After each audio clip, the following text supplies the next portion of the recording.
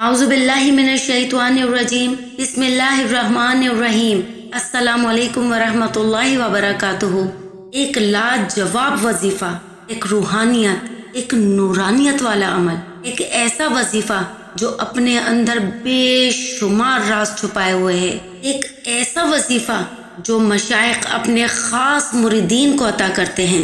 یہ ایک ایسا عمل ہے جو آپ کو روحانیت کے اعلیٰ مقام پر فائز کر دے گا، دشمن کی چالوں کو کاٹ دے گا، اور خفیہ طاقتیں، وہ دجالی طاقتیں، وہ ابلیسی قوتیں جو آپ کو نقصان پہنچانا چاہتی ہیں، آپ کو پریشان کرنا چاہتی ہیں، آپ کی عزت، آپ کے مال، آپ کے رزق، آپ کے گھر، آپ کے خوشیوں کی دشمن ہے، تو انشاءاللہ حامیم لا ینصرون بحق کاف ہا یا عین صاد کے وظیفے سے انشاءاللہ ان کی ساری تدبیریں الٹ پڑ جائیں گی۔ یہ مبارک عمل بے شمار برکات اور بے شمار فوائد پر مشتمل ہے۔ یاد رکھیے، اس مبارک عمل میں نہ تو جنات کو بلانا ہے، یعنی اس کا مقصد ہی نہیں ہے کہ جنات حاضر ہو جائیں، اس کا مقصد جو ہے موقرین اور حمزات کی تسخیر نہیں،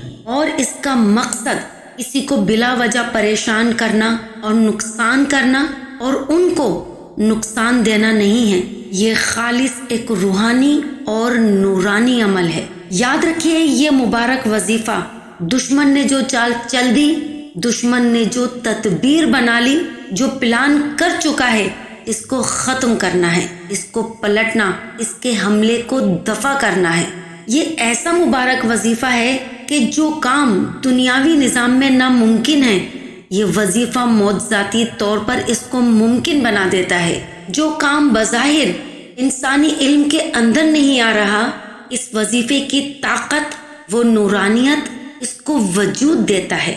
حامیم لا ینصرون بحق کاف ہا یا عین صاد کا عمل، اور اس کے پڑھنے والا جب بھی ہاتھ اٹھا کے دعا کرتا ہے تو ہاتھ چہرے پر پھیرنے سے پہلے کام ہو جاتا ہے۔ ایسا وظیفہ ہے جو نورانی مشائخ اور عاملین کی سین و کراس ہے۔ اس مبارک عمل کا جنات مقابلہ نہیں کر سکتے۔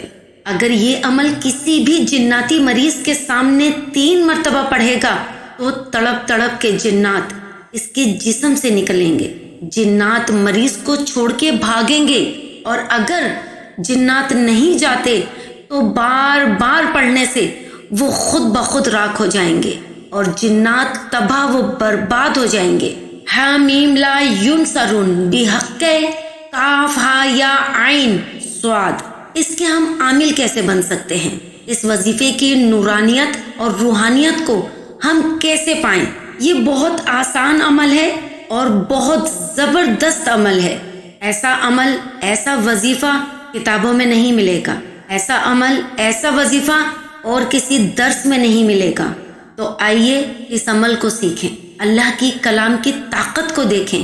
آج میں چیلنج دیتی ہوں ان لوگوں کو جو کہتے ہیں کہ ہمارے وظائف میں اثر نہیں ہے، جو کہتے ہیں تسبیح ساری عمر پھیر لی مگر کوئی معجزہ، کوئی کمال، کوئی کرامات، کچھ بھی ظاہر نہیں ہوا۔ یہ جادو کو ختم کر دیتی ہے۔ حامیم لا ینصرون بحق کاف ہا یا عین صاد، اس کا عامل ماشاءاللہ صاحب تصرف بن جاتا ہے۔ یہ مبارک عمل ہے جسے میں نے عرض کیا روحانی اور نورانی عمل ہے۔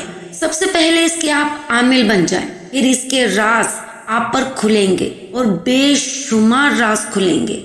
اب بات کریں گے کہ اس کا عامل کیسے بننا ہے، اس کا طریقہ کیا ہے؟ تو مردوں کا طریقہ یہ ہے کہ غسل کرے اور احرام باندھ لے، جیسے حج اور عمرے کا احرام باندھتے ہیں، اور خالی کمرے میں حصار کر کے اس مبارک عمل کو ایک مجلس میں آپ پڑھ لیں 1111 مرتبہ، بس آپ اس کے عامل بن گئے۔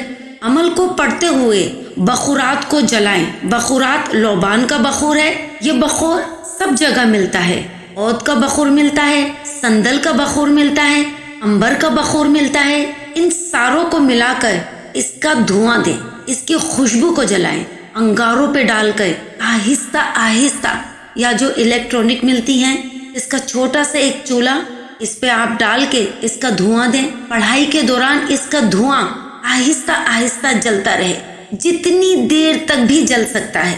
آپ نے 1111 بار حامیم لا ینصرون بحق کاف ہا یا عین صاد آنکھیں بند کر کے پڑھنا ہے، توجہ کے ساتھ پڑھنا ہے. اول و آخر آپ نے 40 مرتبہ درود ابراہیمی پڑھنا ہے.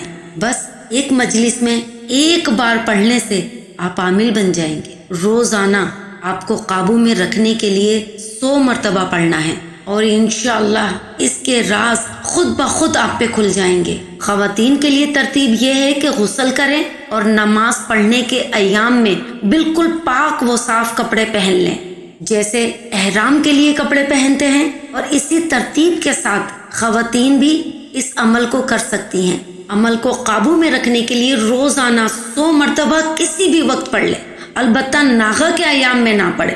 بس یہ ترتیب ہے. کسی بھی مریض کو دم کرنا ہے، سورہ فاتحہ پڑھ کر حامیم لا ینصرون بحق کاف ہا یا عین صاد 3 مرتبہ یا 7 مرتبہ پڑھ کر دم کریں. کمال کا وظیفہ ہے. اسی کے لیے اگر آپ دعا کرنی ہے تو سورہ فاتحہ پڑھ کر 7 مرتبہ حامیم لا ینصرون بحق کاف ہا یا عین صاد پڑھ کر دعا کریں. انشاءاللہ اس کی مراد بر آئے گی، اور آپ انشاءاللہ آپ اس عمل کی کرامات دیکھیں گے. جب بھی آپ کسی کے لیے بھی کوئی بھی دعا کریں، آپ امت کے لیے دعا ضرور کیا کریں. میں بھی امت کے لیے دعا گو ہوں. آپ بھی نبی کریم صلی اللہ علیہ وآلہ وسلم کی امت کے لیے سب سے پہلے دعا کیا کریں.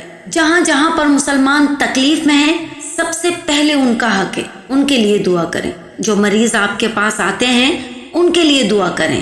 انشاءاللہ یہ عمل اگر آپ نے کر لیا تو مجھے دعا میں ضرور یاد رکھیے گا. جو بھی کرنا چاہے آپ سب کو اس مبارک عمل کی اجازت ہے.